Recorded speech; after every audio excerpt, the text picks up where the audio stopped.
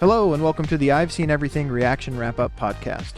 Here is where I share my thoughts, reactions, and review for my latest reaction videos. To find these full reaction videos, please search for @SeenEverything over on YouTube, or check the description of this podcast for more information. Also, please remember to rate and comment on this episode, and follow the podcast so you can see when I'm putting out new wrap-ups.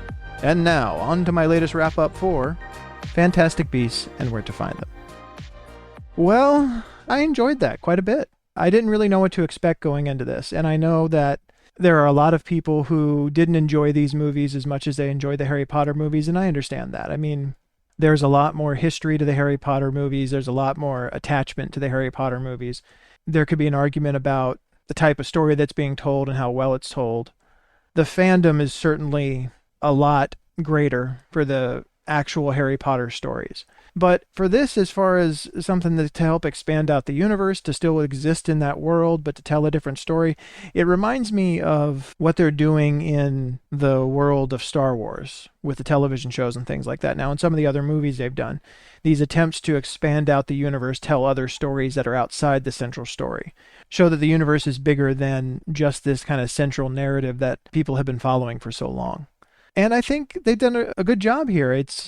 There's a lot of wonder that they show you. There's a lot of kind of expansive and incredible things that you get to see. They do a good job of expanding out the imagination of this universe in a different way, in a way that it hasn't really been explored that much. It's been hinted toward with the Harry Potter movies. You see some creatures and things like that in the Harry Potter movies, but only generally as they pertain to the story being told, if they're relevant in some way in that story.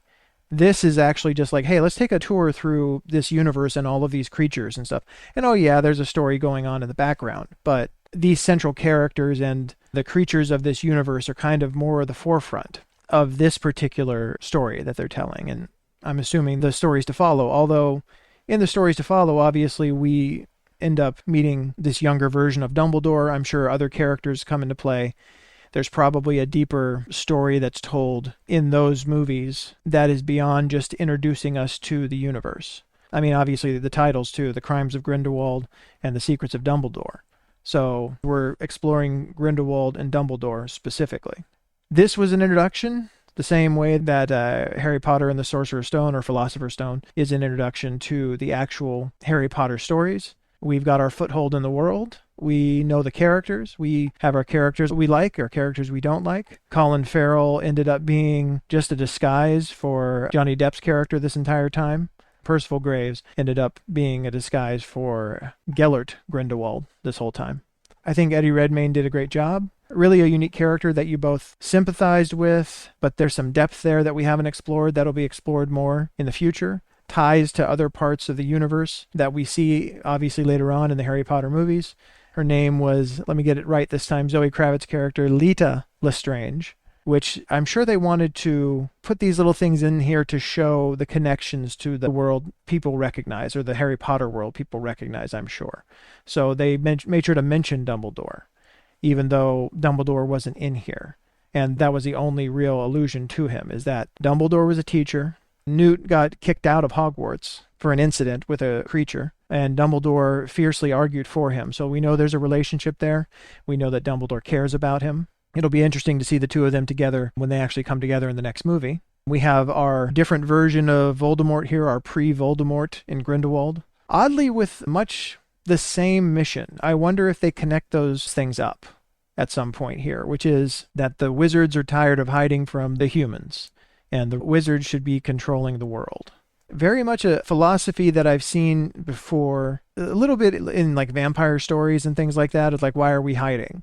It's like, we're the powerful, we should be ruling the humans. Not a bunch in that, but a couple of different vampire stories, they have that kind of thing.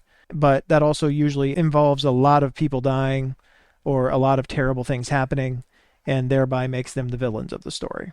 So not necessarily the hiding is great, but the keeping people alive and less destruction and all of that is obviously where the heroes usually reside and should. Looking forward to see where we go with the next story. I really did enjoy that quite a bit more than I expected to, I would say. I expected it to be good. I'm not going to say it was the best thing, and I'm not even going to say it was like, it overtook the Harry Potter movies or anything, but I'm going to say that I did enjoy it quite a bit. So, looking forward to watching the next one. I appreciate you being here to watch this one with me, and I will see you on the next video. Take care. Thanks so much for listening to the I've Seen Everything Reaction Wrap-Up. Again, to find these full reaction videos, please search for @SeenEverything over on YouTube or check the description of this podcast for more information. Also, please remember to rate and comment on this episode and follow the podcast so you can see when I'm putting out new wrap-ups. Thanks for stopping by, and I'll meet you here for the next episode.